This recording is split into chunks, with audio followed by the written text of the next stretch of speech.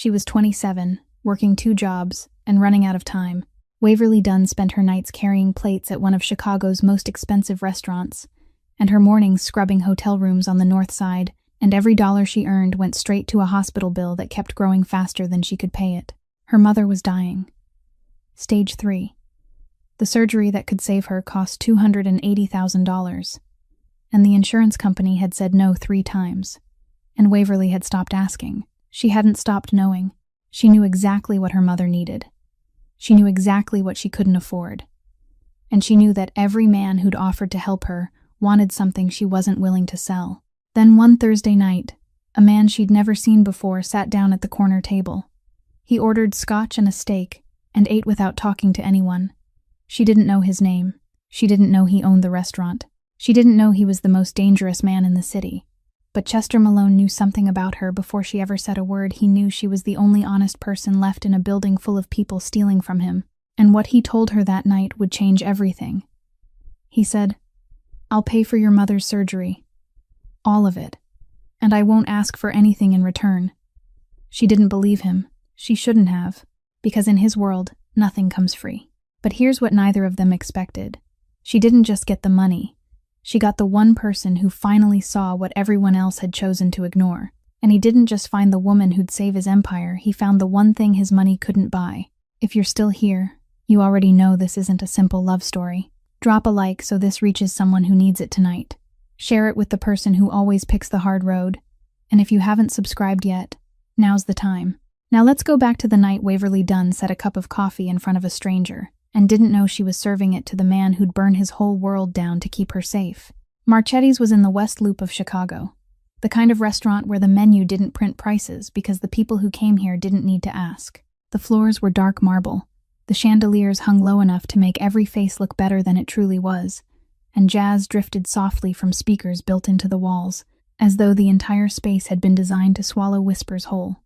Waverly Dunn had been standing for 11 hours in flat shoes with worn-down heels. 2 fingers on her right hand had blistered since yesterday because she'd carried a hot tray without getting a towel under it in time. But she didn't bandage them because restaurant rules required the staff's hands to look clean.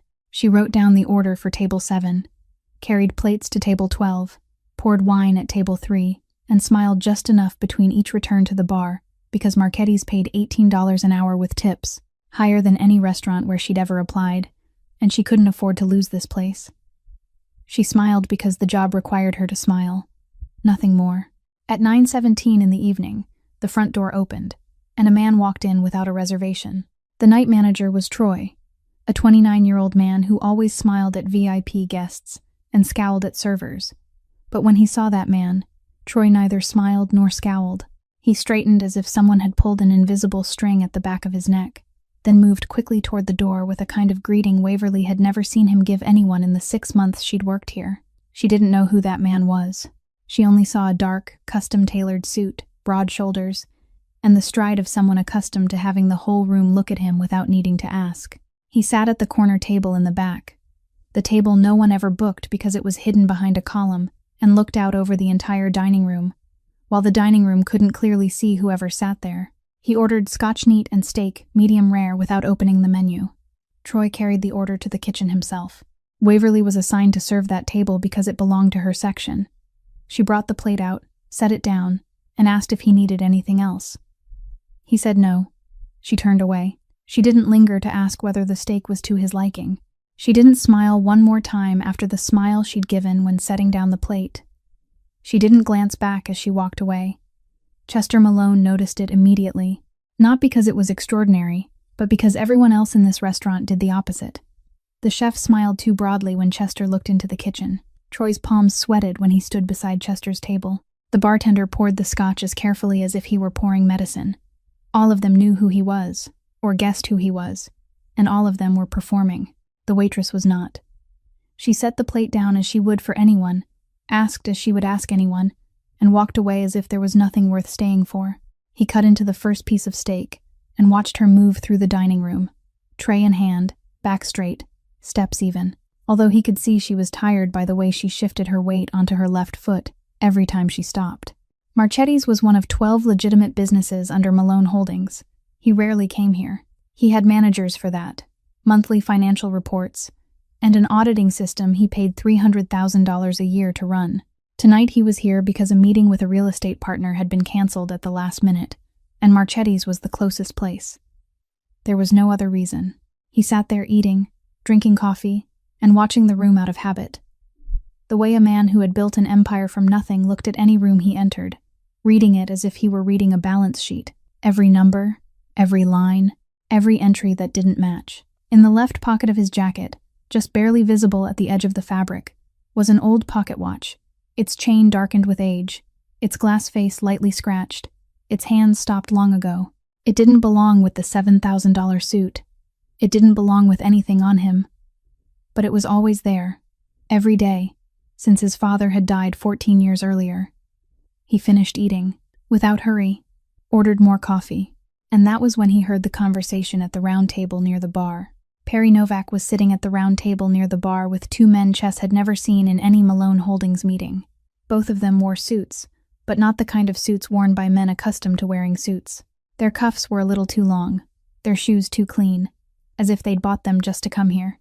Novak, meanwhile, leaned back comfortably, elbows on the table, his voice low enough that outsiders shouldn't have been able to hear him, but inside a restaurant that had thinned out after 9 o'clock, sound moved differently. Chess sat at the far corner table, 4 tables away, his second cup of coffee in his hand, and heard every word clearly. Novak was reading out numbers, Marchetti's monthly operating costs, ingredients, employee wages, taxes, maintenance. He recited them without paper, without a phone, without hesitation. The kind of memorization that came from someone who had rehearsed those numbers many times, not to report them, but to persuade. And those numbers were wrong. Not wrong in the way a man misremembers something. Wrong in the way they were deliberately higher than reality by 20%. Close enough that the listener wouldn't check again, but far enough off for anyone who knew how to read books to recognize that there was a gap where money was flowing somewhere else. Chess knew how to read books.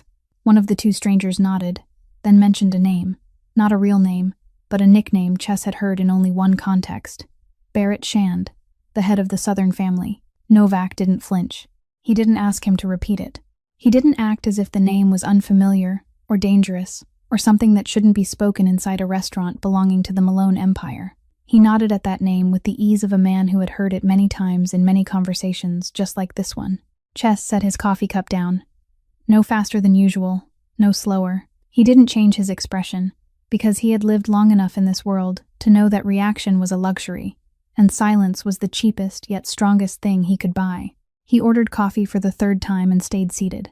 The conversation at the round table ended about 10 minutes later. The two strangers stood first, shook Novak's hand in a businesslike way, then walked out through the front door.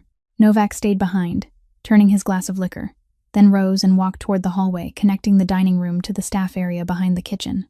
Chess followed him through the decorative mirror on the opposite wall, the kind of large brass-framed mirror Marchetti's had hung to make the room look bigger, but which also, by accident, allowed anyone sitting at the far corner table to see the entire back hallway without turning his head.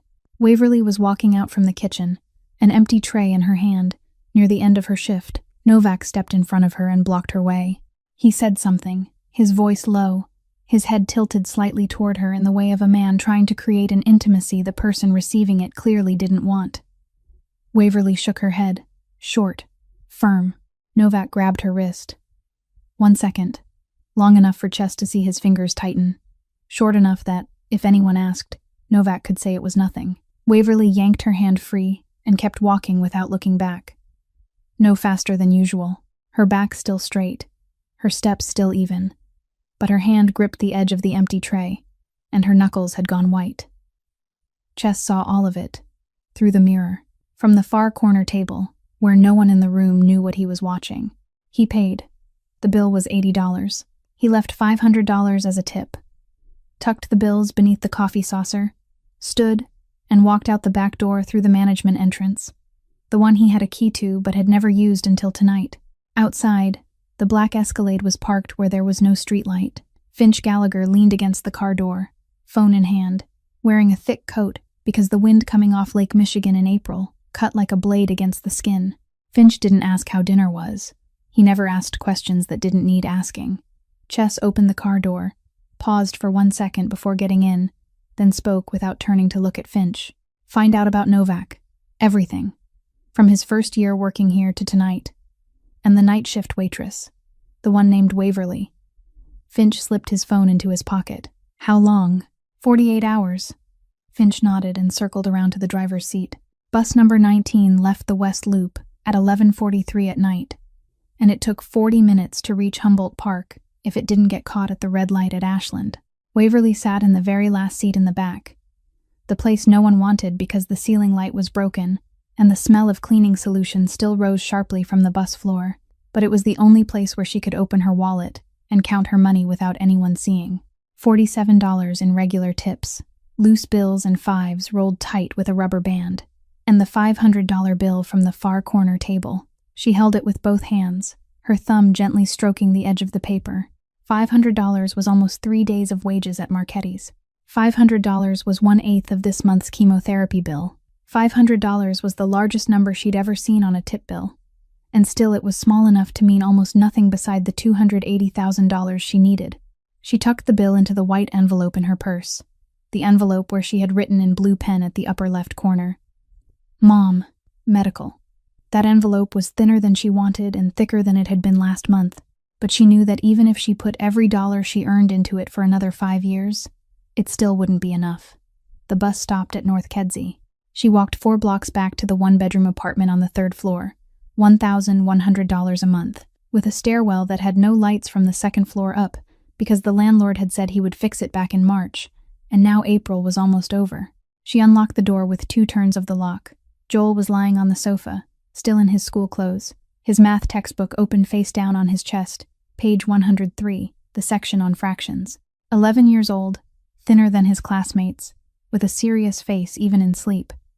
She lifted the book away and set it on the table, pulled a blanket over his shoulders, then checked his forehead with the back of her hand, because last week he'd had a cold and hadn't told her until the thermometer read 38.5 degrees. His forehead was cool. She breathed out. Her phone lit up in the dark when she sat down at the kitchen table.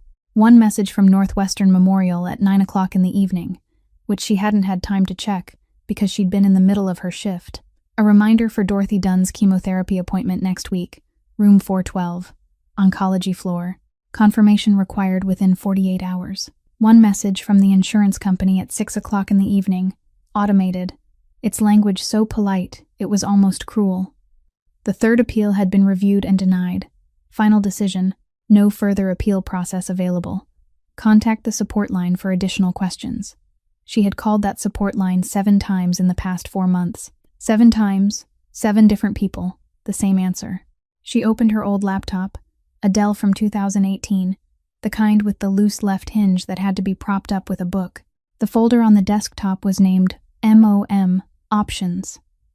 Inside were 2 applications for charity medical assistance from the Chicago Care Alliance and the Illinois Cancer Fund, both denied because her total annual income was above the federal poverty threshold, because she worked 2 jobs, because she tried too hard, and the system punished her for it. One application sent to the National Cancer Fund. Automated response. Waiting list of 14 months. Will contact you when a spot becomes available. 14 months. Her mother didn't have 14 months. One final line in her private notes file, not typed, but handwritten and photographed. Uncle Frank, called February 14th, said he didn't have it. 3 words. The only man who still carried the Dunn name besides Joel, her mother's younger brother, living in Peoria, had said he didn't have it and hung up in less than 2 minutes. She closed the laptop, sat still, and remembered the times before Novak, before tonight, before the hand on her wrist in the hallway. The first time had been 3 months ago, in the cold storage room behind the kitchen, at the end of her shift, while she was checking inventory from the list Troy had given her. Novak came in, closed the storage room door, and stood between her and the exit. He put his hand on her back, low, just above her waist, and said in a voice he thought was gentle, "I know you're struggling, Waverly. There are ways to get money fast. I know people who can help." She stepped left, moved around him, and left the storage room without saying a word. The second time was 6 weeks ago. She opened her staff locker at the start of her shift and found a nameless white envelope lying on top of her coat. Inside was a business card, black background, silver lettering, with only a phone number and 2 words, Premier Companions. She knew what it was. She knew who had left it there. She tore the business card into 4 pieces, dropped it into the staff room trash can, and walked out onto the restaurant floor to begin her shift. Twice.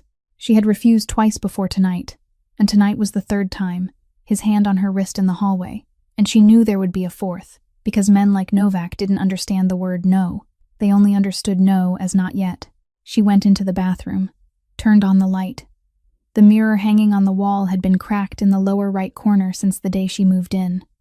She looked into it. Her eyes were dry, not because she was strong, because she had cried every tear she had on the night the doctor said stage 3, 4 months ago, on this bathroom floor, the door locked, the faucet running loud so Joel wouldn't hear. She had already cried herself empty. What remained now wasn't grief. It was something heavier, stiller, colder. It was knowing exactly what needed to be done and being unable to do any of it. She turned off the light and went to bed. Exactly 48 hours after that Thursday night at Marchetti's, Finch Gallagher placed 2 folders on Chess's desk on the 40th floor of the Malone Holdings building on Michigan Avenue. The folder on the left was gray and thin. The folder on the right was black and 3 times thicker. Finch didn't sit down. He stood beside the window, arms crossed, waiting. Chess opened the gray folder first. Waverly Dunn, 27 years old. Born in Rockford, Illinois, moved to Chicago at 18. 2 jobs. Night shift waitress at Marchetti's for the past 6 months. Morning shift housekeeper at the Palmer House Hilton on East Monroe Street for the past 2 years. Mother, Dorothy Dunn, 52 years old. Admitted to Northwestern Memorial since December. Stage 3 lung cancer. Currently on her 4th cycle of chemotherapy. Prognosis dependent on a surgery insurance had refused to cover. Younger brother, Joel Dunn, 11 years old. In 6th grade at Brentano Elementary School in Humboldt Park. No disciplinary issues. High grade point average. Free lunch through the Federal Assistance Program. Father, Gerald Dunn. Left when Waverly was 18. When Joel was 2 years old. Last recorded address in Milwaukee 7 years ago. Then no trace after that. Mounting medical debt. $38,000 in unpaid chemotherapy bills. The monthly installment already 2 payments overdue. 3 applications for charity assistance denied. No criminal record. No history of drug use. No ties to any organization or individual in the underworld. Clean.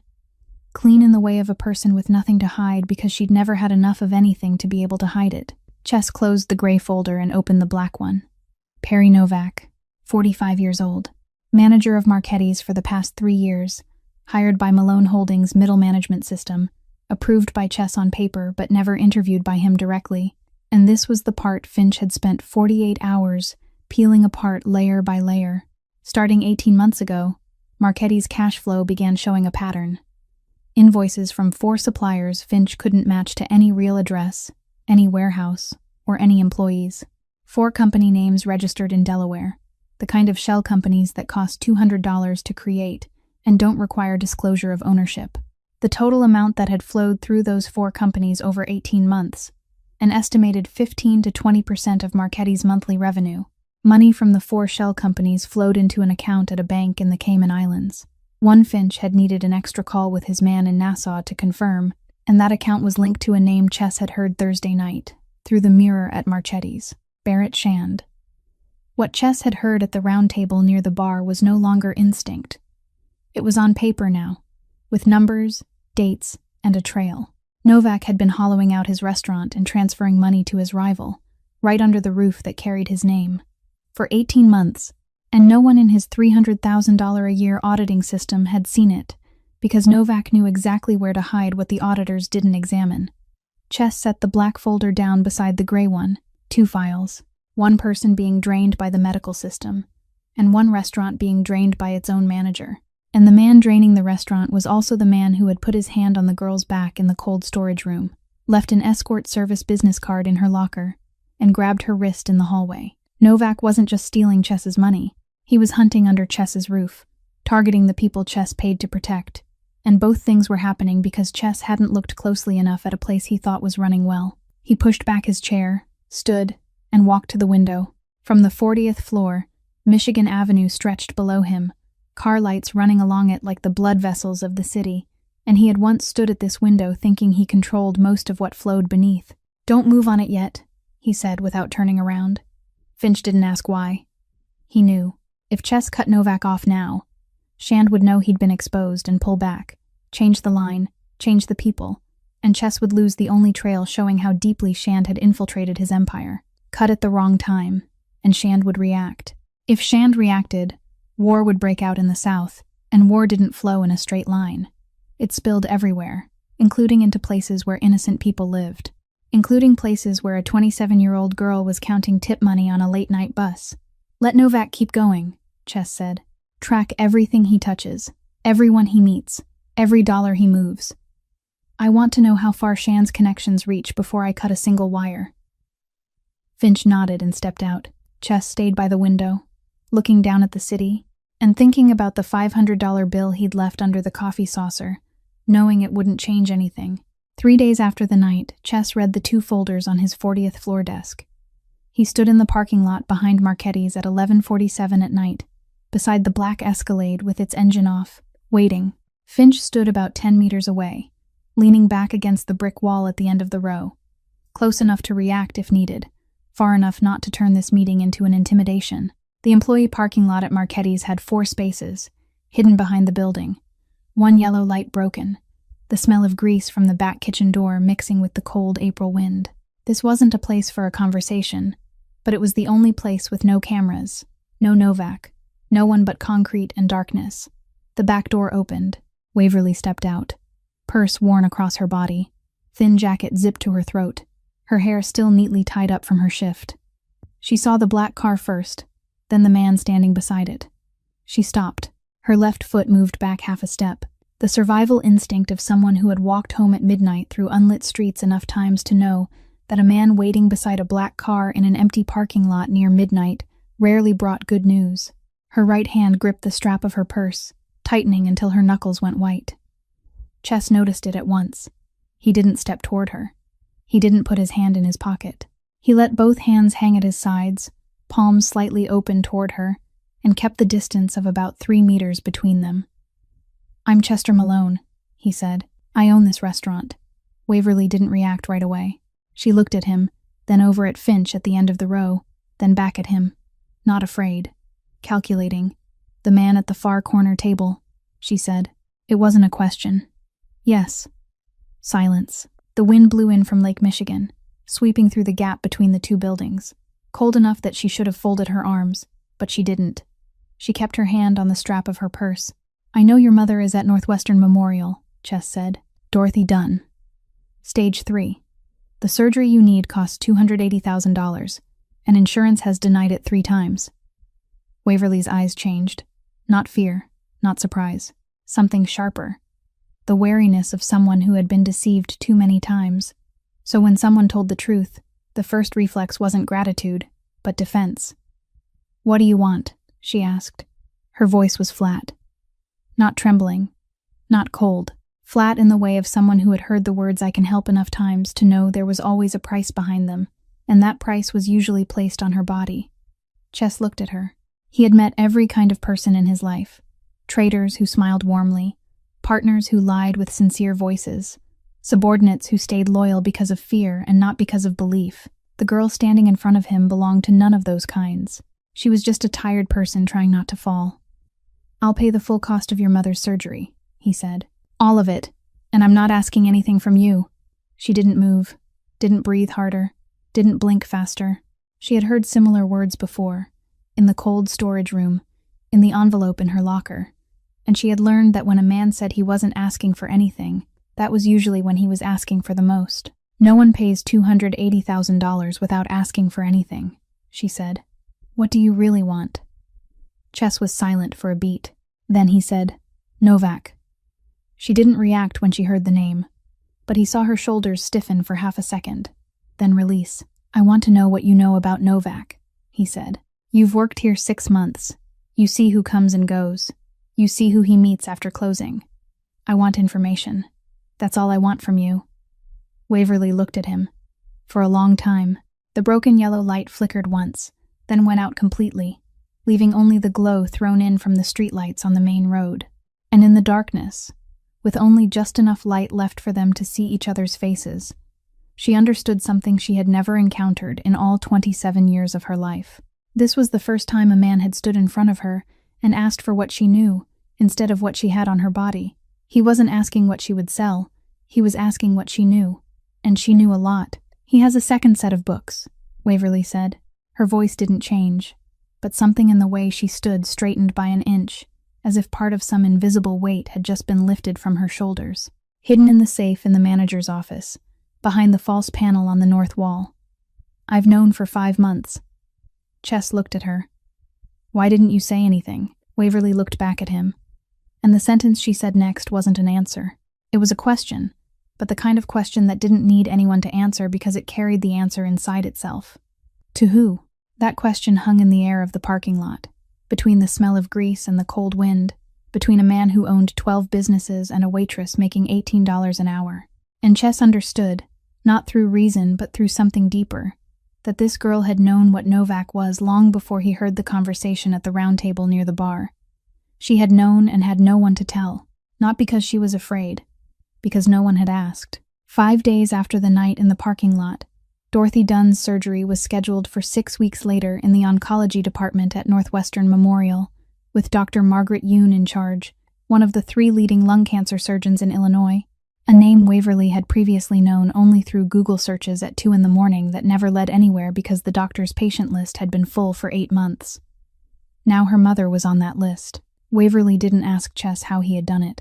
She didn't want to know. Dorothy was moved from a shared 4-bed room on the oncology floor to a private room at the end of the hallway. A room with a window overlooking Lakeshore Drive, with white bedsheets that weren't the stiff industrial fabric like cardboard she had grown used to seeing every time she visited, but soft ones, the kind reserved for patients the hospital wanted to keep. Fresh flowers sat on the bedside table, replaced every 2 days. The nurses called her mother by name, Dorothy, not by her room number.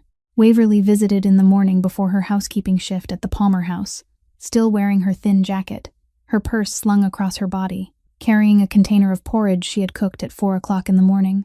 Dorothy was sitting propped against the pillows, her skin still gray, but her eyes brighter than they had been the week before. And when Waverly walked in, her mother looked around the room, then looked at her daughter with an expression Waverly knew too well. The look of a woman who had raised 2 children alone long enough to know when something didn't fit. "What did you do to make them move me here?" Dorothy asked. Waverly set the container of porridge on the table, opened the lid, stirred it, took an extra paper napkin, and spread it over her mother's chest, doing everything slowly so the answer in her head would have time to arrange itself into a sentence. "I found an assistance program, Mom, for cancer patients whose insurance won't cover treatment. They approved your application last week." Dorothy looked at her. For a long time, then she nodded, picked up the container of porridge, and ate. She didn't ask more. Maybe she believed her.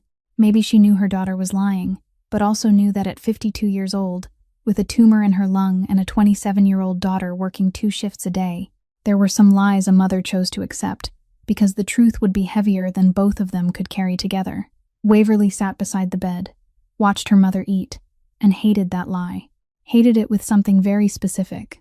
Not an abstract kind of hatred, but hatred for the way her mouth had released the words, "assistance program," so smoothly, as if she had practiced them in front of a mirror, because she had, that morning, in the bathroom, twice, before Joel woke up. This was the first lie she had told her mother in 27 years, and she knew it wouldn't be the last. Chess didn't come to the hospital. He didn't call. He didn't send a message asking how her mother was. He kept his distance in exactly the same way he had kept 3 meters between them that night in the parking lot. Precise, intentional, not because he didn't care, but because he understood that distance was the only thing he could give her, without taking anything away. Before leaving the parking lot that night, he had given her a phone, a prepaid Samsung sold in any convenience store, registered under no name, with no GPS, and only 1 number in the contacts, saved without a name. She sent information through that phone every night after her shift, sitting on the bus or at the kitchen table after Joel had fallen asleep. The messages were short, no greeting, no signature. Novak's schedule this week. Monday, closed 2 hours late, alone, constantly on the phone. Wednesday, 2 men arrived after 10 o'clock. Same round table. Novak brought out liquor from the private storage room without going through the bar. Friday, he went into the manager's office at closing, locked the door, stayed inside for 40 minutes, safe in the north wall, behind the false panel. She had seen him open it once, when she brought in the inventory papers, and he didn't close it in time. The second set of books is inside.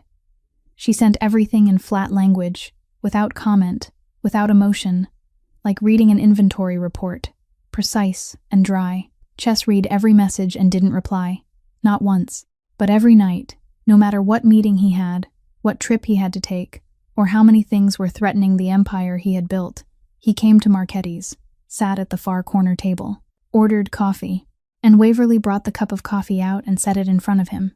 No words. She didn't ask what he wanted to drink because she already knew. She didn't ask if he needed anything else because the answer was always no. She set the cup down, turned away, and continued her shift. He drank his coffee, watched her move through the dining room, and stayed until she left the bar for the last time. That ritual had no name. It wasn't a transaction because the information passed through the burner phone, not through the coffee cup. It wasn't a date because they didn't talk. It wasn't anything Waverly could look up in a dictionary or ask anyone about. It was simply something that happened every night. Steady as breathing, a cup of black coffee without sugar set before a man at the far corner table, and both of them knew it was there, and neither of them spoke about it. 3 weeks after the night in the parking lot, the ritual of the coffee cup had become the only thing in Waverly's day that she didn't have to explain to anyone.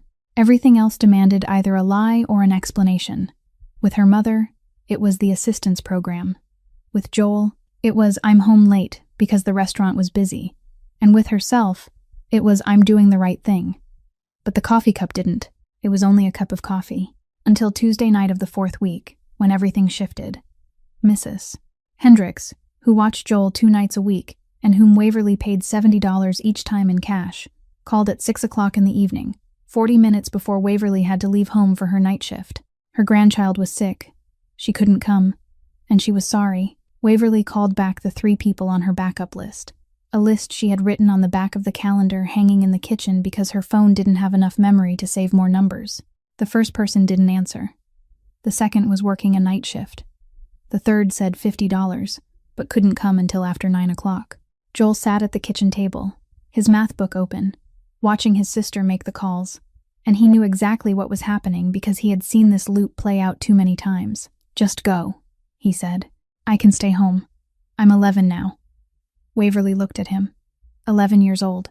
In Illinois, the law didn't set a minimum age for children to stay home alone, but the Department of Children and Family Services recommended 14.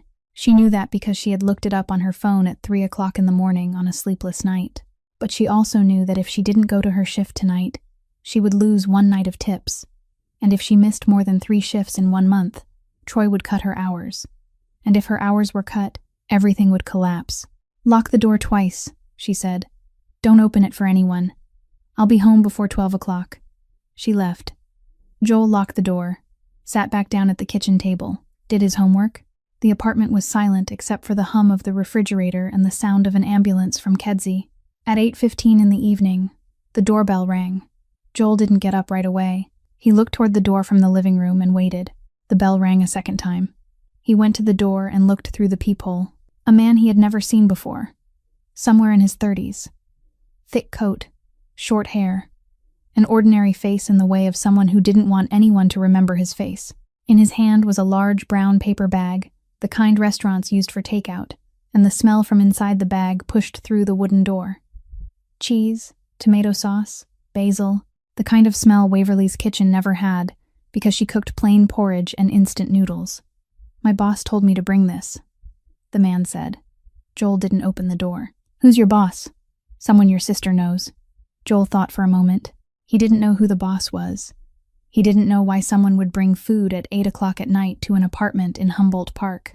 But he knew the smell of lasagna because last year, before his mother got sick, she made lasagna every Sunday, and the smell was close enough that he opened the door. He took the food bag. Thank you. Then he closed the door. Finch Gallagher stood in the hallway, looked at the closed door, and turned to leave. He hadn't taken 2 steps before the door opened again. Joel stood on the threshold, the food bag in his hand, looking at Finch with a look Finch wasn't used to seeing in an 11-year-old child. A serious, weighing look, Grown up, but not pretending to be grown up. Do you want to come in and eat with me? Joel said. My sister says you shouldn't eat alone. Finch looked at the boy. He had followed people, waited for people, done things for Chess that he didn't tell anyone about. But no one had ever invited him to dinner in that voice, the voice of someone completely serious. All right, Finch said. He went in. Joel cleared the books from the table, took 2 plates from the shelf above the sink, hard plastic plates that didn't match, one blue and one white. He served the lasagna onto the plates and divided it evenly. The 2 of them sat and ate. Joel asked Finch what he did for a living. Finch said he worked for a company. Joel asked what kind of company. Finch said the kind of company where his boss needed him to do many different things. Joel asked what things, for example. Finch said, for example, bringing lasagna to a boy's house at 8 o'clock at night. Joel laughed. It was an answer truthful enough that a smart child wouldn't feel deceived, and vague enough that Finch didn't have to lie. They talked about Joel's math test tomorrow, the part about fractions, the part Joel said he understood, but the teacher explained it in too many circles. Finch said he hated fractions when he was little. Joel said he didn't hate them. He only hated the way people taught them. At 11:20 at night, Waverly unlocked the apartment door, stepped inside, and stopped on the threshold. Her brother was sitting at the kitchen table, with a man she didn't know, 2 plates already empty, the lasagna container open on the table, and Joel was saying something about how to divide 3/7, while his hands moved through the air, drawing fraction lines, and he was laughing the way he used to laugh before their mother went into the hospital, before his sister started working 2 shifts, before the refrigerator began being more empty than full. Waverly stood at the door for a moment. She didn't step in right away. She watched her brother laugh. Then she came in, set down her purse, and said thank you to Finch, in a voice so soft Finch almost didn't hear it. He nodded, stood up, and left. In the car on the way back to the West Loop, Finch's phone rang. Chess. How was the boy? Finch drove with one hand, watching the streets of Chicago pass across the windshield. He made me finish my whole portion of lasagna. Silence on the line. The kind of silence Finch had heard for enough years to know it wasn't empty silence. It was the silence of Chess thinking about something he wasn't ready to put into words. Good, Chess said. Then he hung up. The week after the night, Finch sat eating lasagna with Joel at the kitchen table in Humboldt Park. The situation around Novak began heating up in a way Chess didn't like. Messages from Waverly's burner phone showed that Novak had met Shan's men 3 times in 1 week, instead of once as before. And in 2 of those 3 meetings, he changed the location at the last minute, the sign of a man who was beginning to be cautious, or who had been told by someone else to be cautious. Chess decided Waverly shouldn't take the late bus anymore. Not because he thought Novak knew she was providing information, but because he knew that, in his world, things that hadn't happened yet didn't mean they wouldn't happen, and a girl walking 4 blocks from the North Kedzie bus stop to her home at midnight was the kind of risk he was no longer willing to accept. He called Finch. Starting tonight, pick her up after her shift. Every night. Finch didn't ask why every night instead of only on the dangerous nights. He knew the answer wasn't tactical. On Friday night, Finch drove the Escalade and parked at the corner half a block from Marchetti's, the familiar spot, lights off. Chess sat in the back seat. He didn't explain why he had come along tonight, instead of letting Finch pick her up alone like the nights before. Finch didn't ask. At 11:45, Waverly came out the back door, but she didn't come out alone. Joel stood on the back steps of the restaurant, his school backpack on his shoulders, his jacket zipped up to his chin, sitting there tying his shoelace again, as if he'd been there for a while. Waverly saw Finch walking toward her, and said something very quickly, her voice low, the way a person explains something she doesn't want to have to explain. Mrs. Hendricks had canceled again. This was the 3rd time in 2 weeks. She couldn't find anyone else, and she couldn't leave Joel home alone on a Friday night because the neighbors on the 2nd floor were having a loud party and, last time, Joel hadn't slept until 2 o'clock in the morning. Finch nodded and opened the car door. Waverly stepped forward, then stopped when she saw the Escalade wasn't empty the way she had thought. Chess was sitting in the back seat, on the right side. She looked at him through the glass. He looked back at her. Then both of them looked at Joel. The boy had stepped up beside the car, looked into the back seat, and looked straight at Chess with the same eyes Finch had seen the week before at the apartment door. Serious eyes, measuring, not afraid, but not easily trusting either. "Who are you?" Joel asked. Chester Malone. You're the boss of this restaurant? Yes. Joel looked at him for another second. Looked at the suit, looked at the car, looked back at the restaurant where his sister carried plates every night, and said, My sister says the food here is ridiculously expensive. Chess looked at the 11-year-old boy standing on a Chicago sidewalk near midnight, his school backpack on his shoulders, his shoe tied again because the lace had come loose, his face more serious than most grown men Chess had ever sat across from at a negotiating table. And something in his chest shifted. Not much, only slightly, like when you turn a pocket watch in your hand and hear the hands tap even though they had stopped long ago. Your sister is right, Chess said. Joel nodded as if that answer had met his standard of inspection, then opened the car door and climbed into the back seat on the left, beside Chess, as naturally as if he rode in an Escalade every day instead of bus number 19. Waverly stood on the sidewalk, watching her brother sit beside the most dangerous man in Chicago, and she didn't know what to feel. She didn't know which feeling was right, between instinctive protection and something else she hadn't named yet. So she did what she always did when she didn't know what to feel. She stepped forward, sat in the front seat beside Finch, and said nothing. Finch drove. The road back to Humboldt Park on Friday night was emptier than usual, with fewer red lights, the city settling down in the way Chicago only settled on nights cold enough to keep people indoors. Joel talked for about the first 5 minutes. He told no one in particular that he had gotten a 9 out of 10 on his math test today because he had put the wrong sign in one step of the common denominator section, and he knew he was wrong as soon as he turned it in, but he didn't have time to fix it. No one answered, but Chess was listening. Waverly knew he was listening because she looked through the rearview mirror and saw him tilt his head slightly toward Joel in the way people tilt when they're truly listening, not just waiting for the other person to finish speaking. Then Joel stopped talking, and in the silence of the warm car and the night road, his head began to tilt, slowly, to the left. His eyes closed, his breathing slowed, his head rested against Chess's shoulder. Chess didn't move. He didn't shift his shoulder. He didn't go rigid. He sat still in the way. A person sits still when he knows that any movement could wake something more fragile than sleep. Waverly looked through the rearview mirror. Her little brother, 11 years old, was asleep in a warm car, his head resting on a stranger's shoulder. For the first time not on the sofa waiting for his sister to come home, not on a bus with broken lights, not alone. She looked long enough to remember the image, then turned back to the road. Chess saw her turn away through the rearview mirror. No one said anything. Finch drove. Joel slept, and the 3-meter distance Chess had kept in the parking lot that night had now become only the width of one shoulder. The rumor started with the Escalade. Someone on Marchetti's kitchen crew saw Waverly get into the black car after her shift, and by noon the next day, the story had passed through 3 people, swelling with one false detail each time it moved. By the end of the week, the version circulating through the circle was that Waverly Dunn was being personally picked up by Chester Malone every night, and that version was only one step away from the truth. But in this world, one step could be the distance between safety and danger. On Saturday night, Colette Nash came to Marchetti's with 4 friends. Colette was 34, the wife of Tommy Nash, one of the mid-level caporegimes in the Malone family, the man in charge of the construction side on the west side of the city.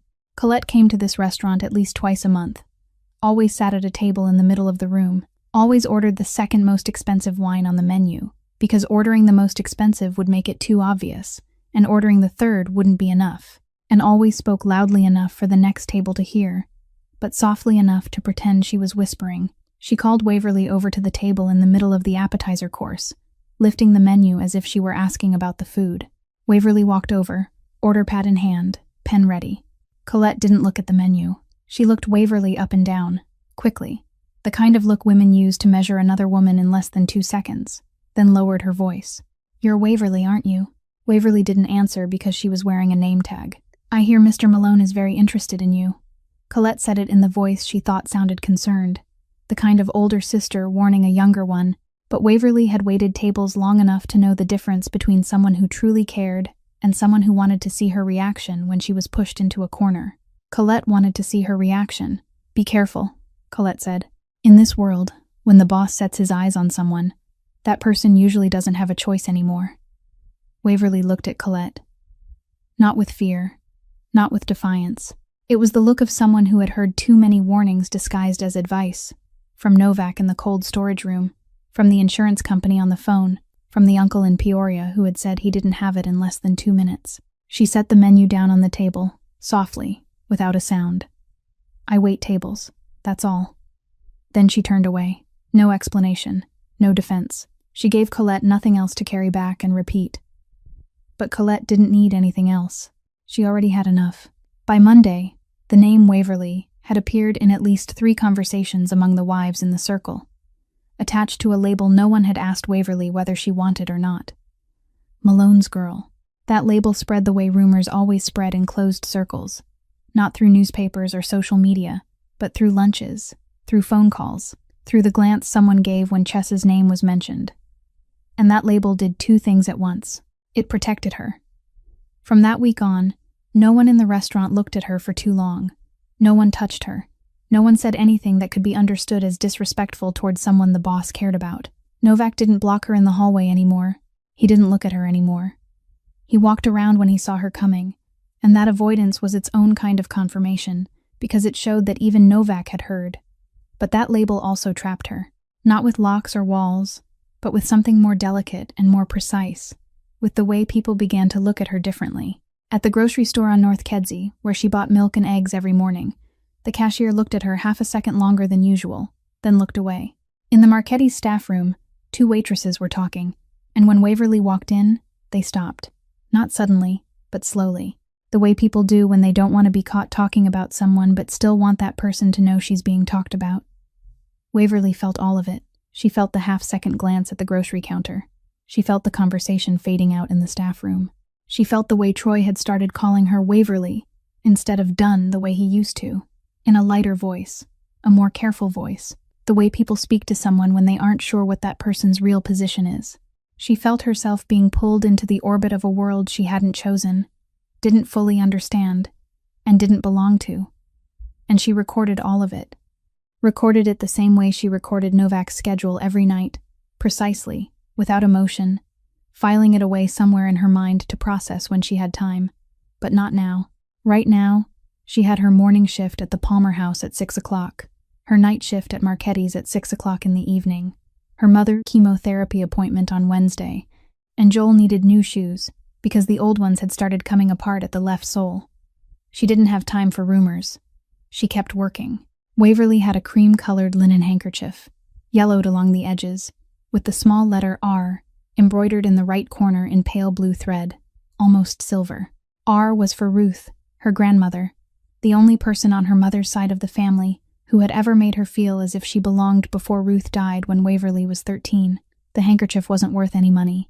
The fabric had thinned in the middle, frayed at the edges, the kind of handkerchief anyone who saw it would think should be thrown away. But Waverly had kept it in the left pocket of her coat every day, from the time she was 13 until now, for 14 years, through every apartment she had moved into and out of, through every job she had worked and lost, through the night her father walked away, and the night her mother was admitted to the hospital. It was the only thing left from her mother's family that wasn't a bill or a debt. On Wednesday night that week, Joel had a fever, 39.2 degrees at 9 o'clock at night, measured with the old underarm thermometer whose battery had grown weak, so Waverly had to take his temperature twice to be sure. She called the nurse on duty at Northwestern Memorial and asked whether she should take him to the emergency room. The nurse said if the fever stayed above 39 for more than 1 hour, she should bring him in. At 10:15, Joel was still at 39.1. She carried him down the stairs because the elevator had been broken since last month, then called an Uber she couldn't afford but called anyway, because there was no other choice at 10 o'clock at night with a feverish child. The emergency room at Stroger Hospital on the south side was closer than Northwestern, but Waverly chose Northwestern because her mother was there, and if anything happened, she wanted the 2 people she loved in the same place. In the emergency room waiting area, with blue plastic chairs and white fluorescent lights, Joel lay with his head on his sister's lap, eyes closed, forehead hot.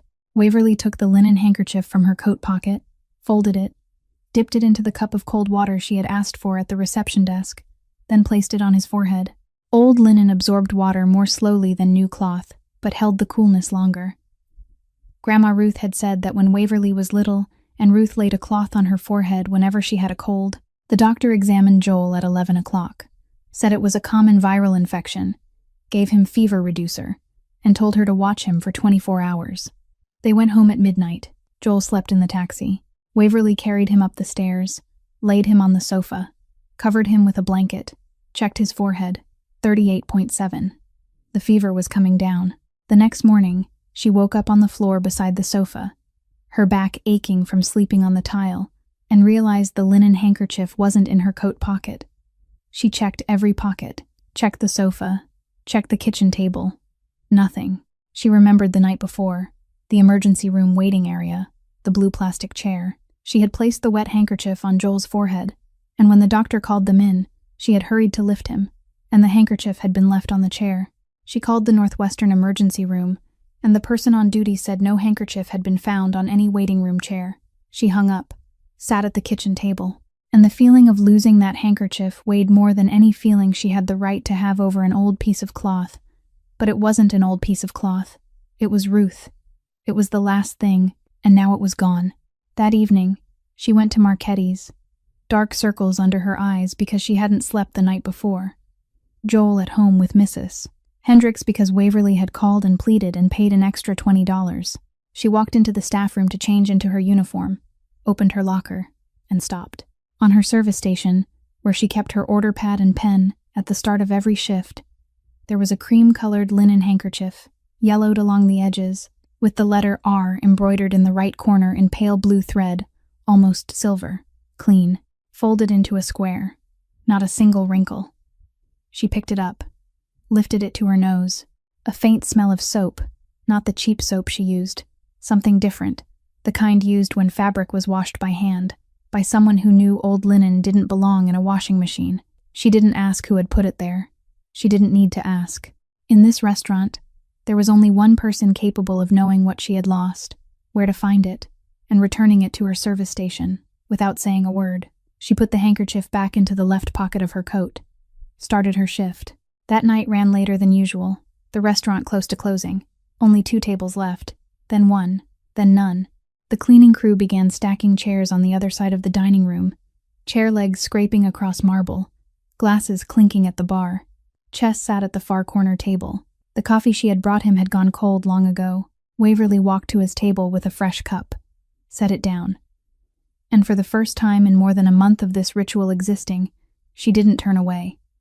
She pulled out the chair across from him and sat down, said nothing. Chess looked at her, didn't ask. 1 minute. The sound of the cleaning crew behind them, water running from the bar sink, someone dragging a heavy trash bin across the kitchen floor. 2 minutes. She sat across from him in the almost empty restaurant. The chandeliers dimmed to their lowest glow, and the silence between them wasn't empty silence. It was full. It was heavy. It was everything they both knew about each other but had never spoken aloud. The handkerchief, the coffee cup, the parking lot, Joel asleep on his shoulder, the $500 bill beneath the saucer, the hospital room with fresh flowers, all of it. Then Waverly stood, pushed the chair back in, kept walking. And that 1 minute of silence weighed more than every word anyone had ever spoken to her. Tuesday morning, at 7:15, Gordon Webb stepped out of the elevator on the 40th floor of the Malone Holdings building on Michigan Avenue and walked down the hallway toward Chess's office without saying a single word to the secretary outside the door. The secretary's name was Patricia, and she had worked for Chess for 4 years. She watched Webb pass and didn't stop him, because in this building, there were only 2 people allowed to walk straight into Chess's office without an appointment: Finch Gallagher and Gordon Webb. Webb was 68 years old, his silver hair cut short close to his scalp, his back still straight in the way of a generation of men, taught that a bent spine was a sign of weakness. But this morning his back was straight in a different way, the way a man stands when he is carrying something heavy and trying not to let it drag him down before he reaches the place he needs to reach. He held his fedora hat in both hands, not wearing it, keeping it at stomach level with all 10 fingers, a way of holding it. Chess had seen exactly once in his life, the day Mr. Webb came to tell him his father had died 14 years earlier. Chess was standing by the window, reading the financial report for the second quarter on his tablet, when Webb opened the door. He looked at the hat in Webb's hands before he looked at the man's face. He set the tablet down on the desk. "Sit down," Chess said. Webb didn't sit. He stood in the middle of the room, about 2 meters from Chess's desk, and began speaking. He didn't start with Novak. He started with Chess's father. He said he had served the Malone family for 30 years, from the time Patrick Malone, Chess's father, still ran things out of the basement of a laundry shop in Bridgeport. And in those 30 years, he had never come to the office of the head of the family without bringing good news, or at least news that could be handled. This morning, he was bringing news he should have brought a long time ago. And the fact that he hadn't brought it sooner was something he would have to live with until he died. Then he spoke about Novak, not the part about draining money from the restaurant through fake invoices. Chess already knew that from Finch's black folder. Webb told him the part Finch couldn't uncover in 48 hours because it wasn't in the books or bank accounts. It was in meetings only a man who had been in the circle for 30 years would know about. Novak had been selling Malone Holdings transport schedules to Barrett Shand for 18 months. Not the major shipments, not the main runs Chess supervised personally, but the smaller runs, mid-level cargo, routes between Chicago and Milwaukee, between Chicago and Indianapolis, the runs approved by the middle management system, and never checked again because the value of each shipment wasn't large enough to trigger a warning flag. 3 shipments lost last year. 3 shipments Finch had reported as operational losses, and Chess had approved for entry in the loss column, with a total value of more than $400,000, had not been bad luck. It was Novak. Novak sold the schedule, Shand intercepted the cargo, and the money Shand paid Novak didn't flow through the 4 Delaware shell companies Finch had found. It flowed through another channel Webb knew about, because he knew how money moved in this world from before Novak was even born. Webb stopped. He was still standing, still holding the hat in his hands. Chess sat on the edge of the desk, both hands resting on his thighs, expressionless. Then Webb continued. This part he said more slowly, word by word, as if every word had a physical weight he had to lift off his chest before he could bring it out of his mouth. Novak didn't only drain money and sell information. He approached female employees at Marchetti's, at least 3 of them in the past 2 years, always the same way. Find someone desperate for money, offer to help, then push them towards something Webb didn't name directly, but the way he said the words offer to help, in a voice that sounded as if he wanted to be sick, said enough. At least one of them, named Bridget Callahan, 23 years old, a former lunch shift waitress at Marchetti's 14 months ago, had accepted. 3 months after accepting, Bridget left Chicago. No one knew where she was. No one asked. And the reason Webb was holding his hat in both hands that morning wasn't that Bridget had vanished. It was that he had known about Bridget for 11 months, ever since an old acquaintance in the circle told him after dinner, and he had done nothing. He didn't tell Chess. He didn't look for Bridget. He didn't confront Novak. He stayed silent because he was weighing what the truth would set in motion. If he spoke, Chess would deal with Novak. Shand would lose his inside man and might react.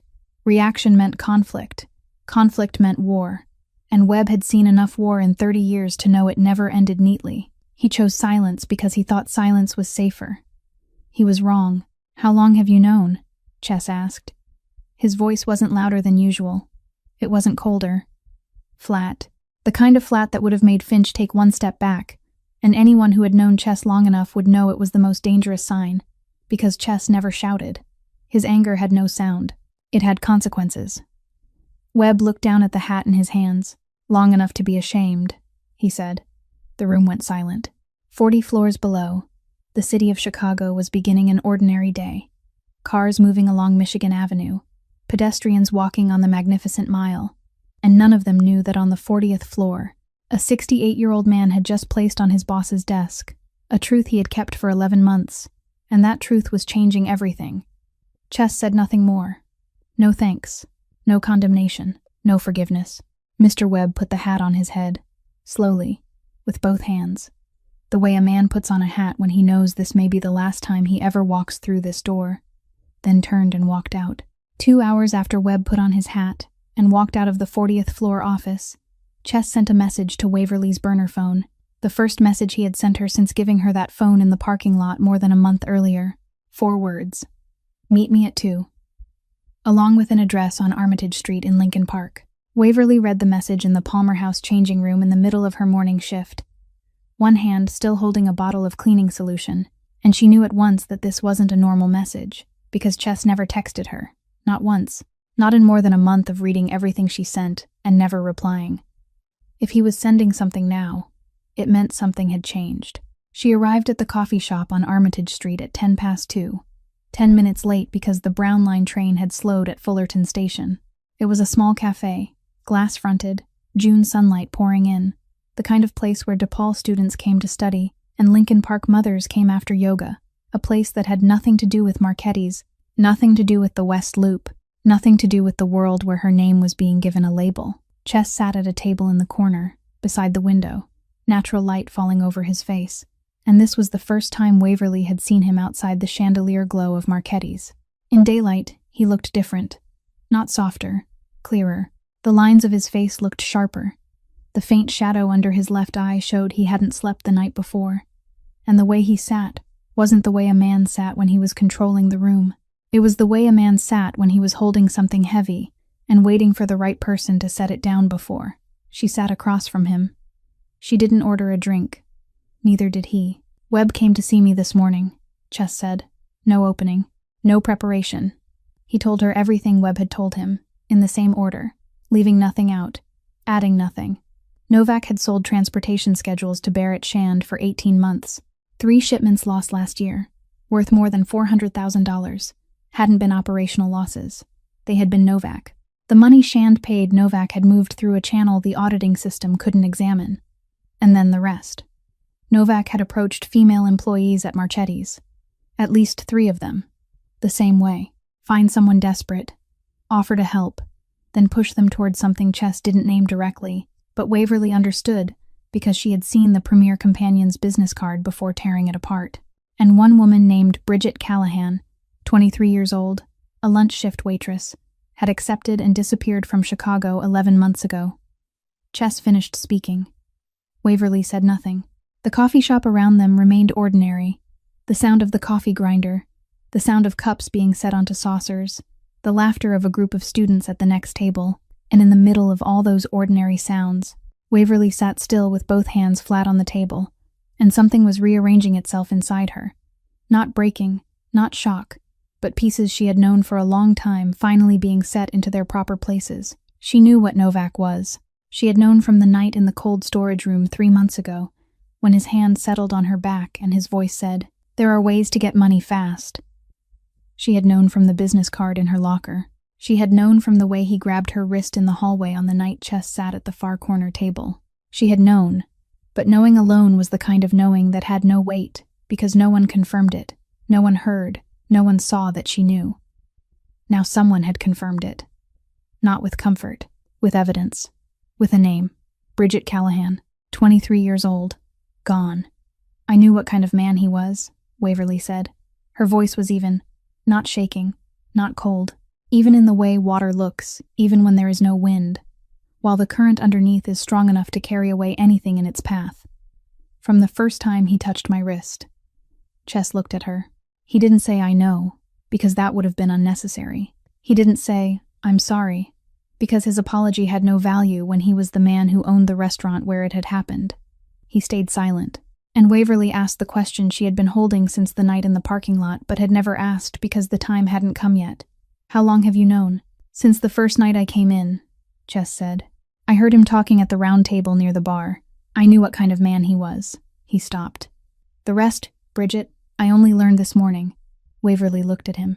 She searched his face for signs of lying, reflexively, because she had had to search for that on too many faces.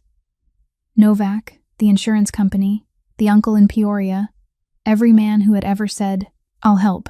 She didn't find any, not because he was good at hiding things, but because he wasn't hiding. He said plainly that he had known what kind of man Novak was from the first night. And he said plainly that he hadn't known about Bridget until that morning. And the line between those two truths was clear, clean, not blurred, and anger rose in her chest. But not anger at Chess, not anger at Webb, not anger because she had been fooled, because she had never been fooled. She had known what Novak was from the very first minute, and she had known something inside Marchetti's was rotten from her first week working there. This anger was different. It was clean. It was cold. It was the anger of confirmation, the kind of anger that comes when you've known the truth alone for too long, and someone finally says aloud what you've known, and instead of relief, you feel fury. Fury that it took this long. Fury that Bridget Callahan, 23 years old, had disappeared while Waverly sat counting tip money on a bus, and knew but couldn't speak because there had been no one to speak to. 5 months she had known where Novak hid the second set of books. 5 months. "I want him to lose everything," Waverly said. Her hands stayed flat on the table. Her voice stayed even. "I want him to know what it feels like when no one listens." Chess looked at her, then nodded. Once. Slowly. He didn't ask anything more. He didn't promise anything more. He only nodded. The kind of nod Waverly had seen exactly once before, in the parking lot, when she said, "To who?" And he understood without needing her to explain. He had understood then. He understood now. And that was enough. 4 days after that afternoon in the Lincoln Park coffee shop, a black car with no license plate stopped in front of Novak's apartment in Pilsen at 9 o'clock at night, and a man Novak didn't know opened the car door and invited him in, saying Chess needed to meet him at the warehouse on Halsted Street on the south side, a meeting about restructuring the transportation system for the third quarter. Novak got into the car because he had no reason not to. He still thought he was safe. He still thought the numbers he had memorized were tight enough that no one could find the gaps. Still thought Shand was far enough away that no one could connect the wire. Still thought the Premier Companion's business card the night shift waitress had torn into 4 pieces in the staff room. Trash had been thrown out long ago and forgotten by everyone. He wore a suit, put on cologne, and brought his laptop because a restructuring meeting required data. The warehouse on Halsted Street was one of the addresses Malone Holdings owned on paper, but that didn't appear in any public report. From the outside, it looked like every other warehouse on the south side. Brown brick walls, a rolling steel door, yellow sodium lights shining over the front lot, the kind of place where neighbors didn't ask what was stored inside because they knew the answer wasn't meant for them. Novak stepped through the small steel door on the side of the building. Finch Gallagher stood at the entrance, arms crossed, back against the steel doorframe, his face expressionless in a way Novak should have recognized as unusual, because Finch always nodded in greeting when he met senior managers of Malone Holdings, but tonight he didn't nod. Inside the warehouse, empty. No conference table. No projection screen. No bottles of water on a table. No table at all. Only one wooden chair in the middle of the room, an old kitchen chair, and Chess sitting on it. A single chair in an empty room larger than 300 square meters, with only one industrial ceiling light turned on, bright enough for them to see each other's faces but not enough to see the corners of the room, and that emptiness was intentional, because Chess understood that nothing was more frightening than a room with nothing in it but the truth. There was no gun on the table, because there was no table. There was no gun in Chess's hand because he didn't need one. What he had brought tonight was heavier than any gun, a thin stack of documents, a 4-paper, printed on both sides, fastened with a black binder clip. Novak looked around the room, looked at the chair, looked at Chess, and for the first time in 18 months, his confidence cracked. "Where do I sit?" Novak asked. "Stand," Chess said. Then he began to read. He didn't hurry, page by page. The invoice from the first shell company registered in Delaware, date of creation, amount, no actual supplier. The second invoice, the third, the fourth. The flow of money from Marchetti's through 4 shell companies into the account in the Cayman Islands. The total across 18 months. Then the 3 lost shipments. The date, the route, the value, the driver's name, the exact time the schedule was leaked, and who the source of the leak was. Numbers, dates, names.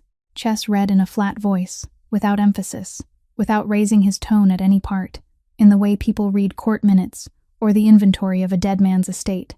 Objective, complete, and impossible to refute. Novak began to sweat, from his forehead down to his temples, from his temples down to the collar of his suit. He stood in the middle of the empty room, the laptop in his hand becoming meaningless, and for the first time, he saw the whole of what he had done, arranged in chronological order, by a man who didn't need to shout to make him understand he was finished. "I can explain," Novak said. "No." One word. Chess closed the stack of documents, set it on the floor beside the chair leg, stood up, and for the first time that night, he said the name Novak hadn't expected to hear in this room. Bridget Callahan. Silence. Novak didn't react with his face, but his left hand tightened around the laptop handle, and his knuckles went white in exactly the same way Waverly's knuckles had gone white when she gripped the edge of the tray in the hallway on the night he grabbed her wrist. "Where is she?" Chess asked. Silence. The empty warehouse magnified that silence until it became something with weight, with shape, filling 300 square meters of concrete and steel. Chess stepped closer, very close, close enough for Novak to smell coffee on his breath. Then Chess spoke, very low, low enough that Finch, standing 10 meters away at the door, couldn't make out every word, only enough to know his boss was saying something Novak would remember for the rest of his life. However long the rest of that life turned out to be. She'll be found, and when she talks, I'll come back. Chess turned, walked past Novak, walked through the steel door, stepped into the south side night and didn't look back. Finch stayed behind. The steel door closed, and Perry Novak never appeared in this story again. At the same time, in the third-floor apartment in Humboldt Park, Waverly sat at the kitchen table. Joel sat across from her, his math book open, a pencil in his hand, writing.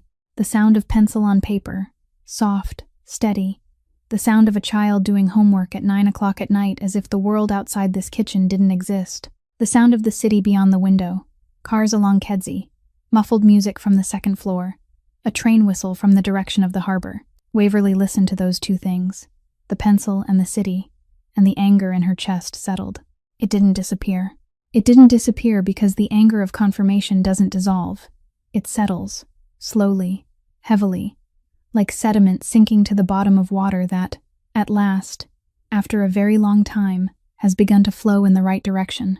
2 weeks after the night at the Southside warehouse, on a Wednesday morning in early July, Waverly and Joel stood in the hallway of the oncology floor at Northwestern Memorial at 5:45 in the morning, 20 minutes before their mother was taken into surgery. The hallway was empty in the way hospitals are only empty just before dawn, when the night shift hasn't ended and the morning shift hasn't begun. The bluish-white fluorescent lights overhead, reflecting on the polished linoleum floor, making every sound clearer than usual. The sound of nurses' shoes, the wheels of a stretcher, the monitor in the next room sending out the rhythm of a heartbeat. Dorothy lay on the stretcher, already changed into a surgical gown, her silver hair tucked beneath a blue cloth cap, an IV in her left hand, her right hand holding Waverly's. She looked smaller on that hospital stretcher, smaller than Waverly remembered, smaller than the woman who had raised 2 children alone from the day their father walked away and never once told them she was afraid. She didn't say she was afraid this morning either. She held Waverly's hand, squeezed it gently, and said, "I'll be fine, sweetheart." Her voice was calm in a way Waverly recognized immediately, because it was the same voice she used every night when she told Joel, "I'll be home before 12 o'clock, while not knowing whether she had enough money for gas to get home. The voice of someone protecting another person from the truth, by pretending the truth wasn't frightening. Waverly nodded. She wanted to say, "I know you'll be fine, Mom." But her throat closed up, dry and hard, and no words could pass through. She only nodded and held her mother's hand tightly for 1 more second before 2 nurses pushed the stretcher through the double doors of the operating room, and the doors closed, softly, with a metallic click that Waverly would still hear in her dreams for months afterward. Joel stood beside his sister, his school backpack on his shoulders because Waverly had no one to leave him with. And he had said, "I'm going with you," in a voice that didn't allow her to refuse. He was 11 years old, wearing jeans and a gray hoodie, whose sleeves were already 2 centimeters short of his wrists, because he was growing faster than his sister could afford new clothes. They sat down on the row of blue plastic chairs in the waiting hallway. The kind of chairs anyone who had ever sat in a hospital knew. Hard, cold, made to be easy to clean rather than comfortable. Because comfort wasn't something a surgical hallway sold. Joel sat beside Waverly, his head resting against her shoulder, his backpack at his feet. He said nothing. He didn't ask, "How long?" or, "Will Mom be okay?" Because he had lived long enough in this family to know that asking questions with no answers only made the person beside him more tired. Hours passed. The first hour, Waverly sat straight, eyes open, watching the double doors of the operating room. Joel leaned against her shoulder, eyes open, staring at the floor. The second hour, Joel nodded off, his head slipping from Waverly's shoulder to her arm. She adjusted him. He woke, leaned back, slept again, woke again, slept. Waverly didn't move. She sat with the posture of someone used to waiting for things she couldn't control, back straight, hands in her lap, eyes never leaving the double doors. The third hour, footsteps at the end of the hallway. Waverly didn't turn right away because every time she heard footsteps, she thought it was the doctor. And every time, it wasn't. But this time, the footsteps stopped. and she turned her head. Chess stood at the end of the hallway, about 10 meters away from her, beside the vending machine, in a dark coat, hands in his pockets. He didn't come closer. He sat down on a blue plastic chair on the opposite side of the hallway, about 3 meters from her and Joel, the exact distance he had kept in the parking lot that night, a distance that had become its own language between them, close enough for her to know he was here, far enough for her to know he wasn't asking for anything. He didn't speak, didn't nod, didn't take out his phone. He just sat there, and Waverly turned back to the double doors. The 4th hour, the double doors opened. Dr. Yoon stepped out, surgical cap pulled down around her neck, mask hanging beneath her chin. She looked at Waverly, and Waverly stood before the doctor could say anything, standing on legs she couldn't feel because they had gone numb after 4 hours on the hard plastic chair, and she didn't realize they were numb until she stood, and they trembled. "It was successful," Dr. Yoon said. "We were able to remove the tumor. The prognosis is good." Joel woke when he heard Waverly stand. He looked at the doctor, looked at his sister, then both his arms wrapped around her waist, tightly, the kind of hug he hadn't given her in front of anyone since he turned 10 because he thought he was grown now. But this morning he didn't care whether he was grown or not. Waverly placed her hand on his head. Then she looked across the hallway. Chess sat on the blue plastic chair, 3 meters away. He looked at her and nodded. Once, slowly. The same nod from the Lincoln Park coffee shop when she said, "I want him to lose everything," and he understood without needing to ask more. The same nod, the same understanding without words. Waverly turned back, took Joel's hand, walked through the double doors into the post-operative area. Dorothy lay on the bed, eyes closed, breathing evenly through an oxygen tube, her face gray but alive in the way $280,000, and a man who sat at the far corner table of a restaurant had bought her back from death's hands. Joel walked to the bed, pulled over a chair, sat down, and held his mother's hand. His small hand held her thin one carefully, afraid of touching the IV, but firmly enough for her to know he was there when she woke. Waverly stood behind her little brother, looking at those 2 hands. The door closed, and Waverly cried, without sound. Tears slid from her eyes down her cheeks, down her chin, and fell onto the collar of the thin jacket she had worn to the hospital at 5 o'clock in the morning. She cried for the first time in 14 months, since the night the doctor said stage 3, and she sat on the bathroom floor of the Humboldt Park apartment, with the faucet turned on loud so Joel wouldn't hear. 14 months she hadn't cried. 14 months she had counted tip money, filed assistance applications, been denied, torn up business cards, lied to her mother, worked 2 shifts, tucked blankets around her brother, and stood before the mirror with dry eyes because the tears had run out. The tears hadn't run out. They had only been waiting until it was safe to fall. And this morning, in the post-operative room, with her mother sleeping and her brother holding her hand, they fell.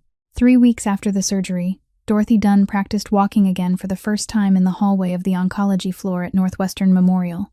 One hand gripping the rolling IV pole, the other holding Waverly's hand, moving slowly, step by short step across the polished linoleum floor, and when she made it all the way to the end of the hallway and back to her bed without needing to sit down halfway through, Joel stood up from the chair in the corner of the room and clapped. He clapped 3 times, then stopped because he saw his mother's eyes turn red, and he didn't want to make her cry, but she was already crying, and Waverly was already crying too, for the second time in 3 weeks, and this time she didn't need to hide it. Dorothy recovered faster than expected. Dr. Yoon said the healthy tissue was responding well. The follow-up chemotherapy would be lighter than anticipated, and she could be discharged in 2 weeks if her numbers continued to stay stable. Waverly listened to the doctor speak, and for the first time in more than a year, she heard a person in a white coat say something good that she could believe. In the weeks that followed, something changed in the small orbit of the Dunn family. Not suddenly, but slowly, like the way morning light gradually rises, and you don't notice until you look out the window and realize it isn't dark anymore. Joel began calling Chess by his name. Not Mr. Malone, not Sir, just Chess. Short and natural. The way a child calls someone when he no longer thinks of that person as a guest, but as someone who belongs on the short list of people he trusts. Waverly didn't know exactly when Joel moved from Mr. to Chess.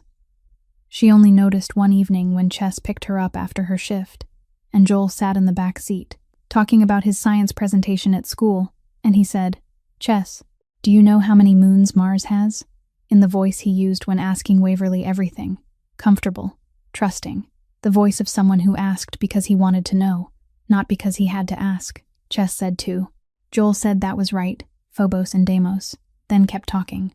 Waverly sat in the front seat, listening to her little brother talk to the man in the back seat, and she said nothing because she was listening to a sound she had forgotten. Joel talking to someone without needing to be careful.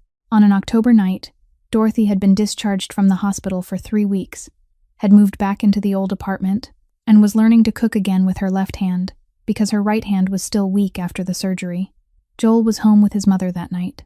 Mrs. Hendricks didn't need to be called, because now Joel had his mother, and his mother had Joel, and the two of them were sitting on the sofa, watching a documentary about space that Joel had chosen, and Dorothy was pretending to understand. Waverly finished her night shift at Marchetti's. Chess picked her up. Finch drove. But instead of going back to Humboldt Park, Chess told Finch to stop near the river. Finch parked on Upper Wacker, didn't ask why, then stayed in the car. They walked down to the Chicago River Walk. It was October, and the wind from Lake Michigan was cold enough that Waverly zipped her coat up to her throat. The smell of fallen leaves from Grant Park, mixing with the smell of the river, and the smoke from the riverside restaurants that had already closed. The Riverwalk was almost empty. A few late runners. One couple sitting on a bench, the city lights reflecting on the Chicago River in broken streaks of gold and white across the black water. They walked along the river, without talking. The silence between them had long since stopped being an emptiness. It was a space they had both lived inside long enough for it to become comfortable, familiar, like coming home. Chess stopped walking. Waverly took one more step before realizing he was no longer beside her. She stopped, turned back. He stood by the railing, looking at her, then at the river, then back at her. "I want to stay," he said. His voice was even, the kind of even Waverly had learned to read over the past months. Not cold, but controlled. The control of a man saying something so important he wouldn't allow his voice to tremble, not because of an arrangement, not because of the restaurant. He looked at the river. Joel needs someone for a few more years before he can stand on his own, and by then, he stopped, swallowed. A small swallow Waverly saw in the movement of his throat beneath the city lights. "By then, I want to know this life the way you know it. I want to know it with you." He reached into the left pocket of his coat and took out the pocket watch Waverly had seen just barely visible at the edge of his suit pocket on that first night at Marchetti's, the night she had set a plate of steak in front of a stranger at the far corner table without knowing who he was. The watch rested in his palm. Its hands had stopped. The chain was darkened. The glass face was scratched. It was worn smooth in the way an object only becomes worn when it has been held every day by the same hand for many years, before that by his father's hand, now by his. "This isn't a ring," he said, "but it's the only thing I have that couldn't be bought with money." Waverly looked at the watch, looked at the stopped hands, looked at the worn places, then looked at him, and she thought of Grandma Ruth's linen handkerchief in her coat pocket, the only thing she had kept from her mother's side of the family that wasn't a bill or a debt. She understood exactly what this watch was to him, because she had its equal, and those two things spoke the same language, the language of people who had lost enough to know that real value doesn't live in what can be bought. "Joel stopped asking if you were staying," Waverly said. 2 weeks ago. She said it, and it wasn't an answer to the question he had just asked, but it was an answer to everything, because it meant the 11-year-old boy she had raised since she was 16, the child who slept on the sofa waiting for his sister to come home, the child more serious than his age and less laughing than his age. That child had stopped asking because he already knew the answer.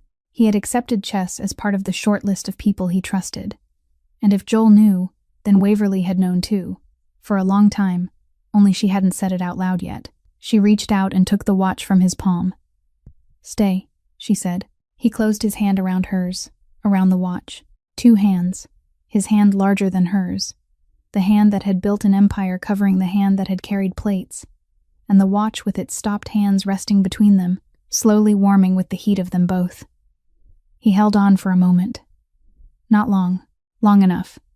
Then he let go. They stood on the river walk for a little while longer. The cold wind, the black river, the city lights shattered across the water, then turned and walked back toward the lights. 1 year after that night on the river walk, Marchetti's had a new manager. The books were clean for the first time in nearly 3 years. Third quarter revenue was the highest it had been in 5 years, and the reservation list was full 2 weeks in advance every Friday and Saturday night. The person reading Marchetti's books every Monday morning was not an outsourced accountant, paid $300,000 a year. It was Waverly Dunn. Chess had watched her sit at the kitchen table in the Humboldt Park apartment one evening, 3 months after the night on the Riverwalk, the old Dell laptop with the loose hinge open in front of her, and in 30 minutes, she had read through the entire second set of books Novak had hidden in the manager's office, safe, and found 11 transactions that Malone Holdings' professional accounting team took 3 weeks to confirm. She read books with the eyes of someone who had been forced to read hospital bills since she was 27. Eyes that didn't miss a single number, because every number could be the difference between her mother living and her mother dying. Chess watched her read, and he knew, not by instinct, but by the concrete proof in front of him, that this girl didn't need him to save her. She needed someone to open a door whose path she already knew, but whose key she didn't have. He gave her the key. She walked through it herself.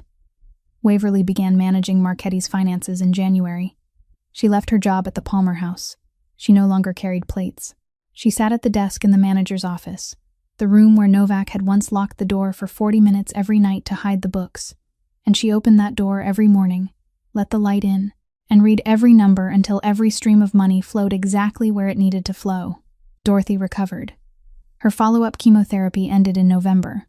Her hair began to grow back, short, snow-white, soft as down, and Joel said she looked like a character from the science fiction movie he liked. She laughed and told him he was talking nonsense, but later Waverly saw her standing in front of the mirror, smoothing her hair with her hand and smiling. Dorothy moved into a new apartment in Logan Square, a 10-minute walk from Humboldt Park, 2 bedrooms, windows looking out over the park, on the first floor because she still shouldn't climb too many stairs. Chess bought that apartment. Waverly argued for 3 months before accepting, and the condition she set was not negotiable.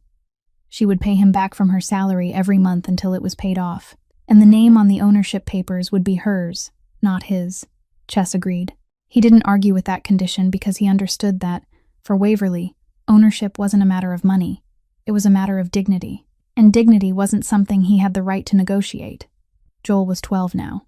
A new school, closer to his mother's apartment, his grades still high, still serious, but laughing more. He laughed the way he used to before his mother went into the hospital, before the refrigerator started being more empty than full, the kind of laugh Waverly had thought was lost and now heard again every day until she forgot there had ever been a time when it had disappeared.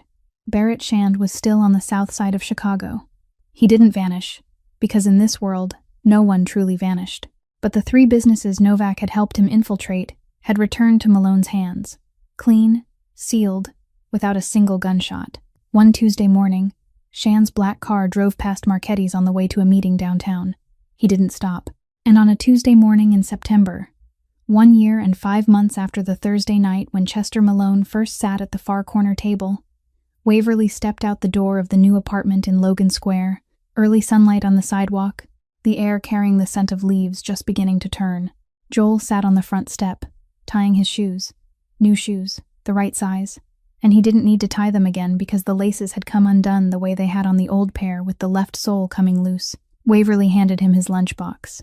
The lunchbox was wrapped in the cream-colored linen handkerchief yellowed at the edges, with the letter R embroidered in the right corner in pale blue thread, almost silver. Grandma Ruth's handkerchief. The only thing left from her mother's side of the family, the thing she had kept in her coat pocket for 14 years, had lost and had returned to her, clean and folded square on her service station, had laid on Joel's forehead the night he was feverish, had sat in her pocket through every bus night and every shift, and every time she had stood in front of the mirror with dry eyes. She didn't store it away anymore. She used it. Wrapped lunch for her brother every morning, washed it every night, hung it on the line on the balcony, and used it again tomorrow. Because now she had enough to use things instead of only holding on to them. Joel took the lunchbox, looked at the handkerchief, looked at his sister. Then he stood, went down the steps, out onto the sidewalk, toward school, backpack on his shoulders, his steps quick. And he didn't turn back because he was 12, and 12-year-olds didn't turn back. But Waverly knew that if she called him, he would turn back at once, because he always turned back. From the kitchen behind the apartment came Chess's voice. The sound of the coffee machine running, the scrape of a chair across the wooden floor, the sound of a cup being set on the table, the ordinary morning rhythm of a man making coffee in his own kitchen for the woman he loved without needing to say it aloud, because coffee every morning said it for him. Just like the coffee cup every night at Marchetti's. Just like the 3-meter distance in the parking lot. Just like the handkerchief folded square on the service station. Just like the nod in the hospital hallway. The language of two people who had learned how to speak to each other without words. Waverly turned back inside, closed the door, and began the morning. And that is the story of Waverly and her little brother Joel, and of the man who sat at the far corner table of a restaurant one Thursday night and saw what everyone else had chosen not to see. Perhaps the greatest lesson from this story is not about money, or power, or the underworld. It is about seeing. Seeing a person who is drowning without crying out for help because she has forgotten how to cry out. Seeing what is right in the place where everyone else chooses to look away because looking straight at it is more inconvenient. Seeing and acting. Not with promises, but with deeds, quietly, patiently, until that person believes she deserves to be seen. And perhaps, in each of our lives, somewhere, there is a Waverly, someone working 2 shifts every day, counting every dollar on a late-night bus, knowing exactly where the problem is but having no one to tell. Perhaps that person needs someone to see them. Perhaps that person is you. If this story stays with you, if it touches something you have felt or are going through, please press like, so this story can reach more people. Share it with someone you think needs to hear it tonight.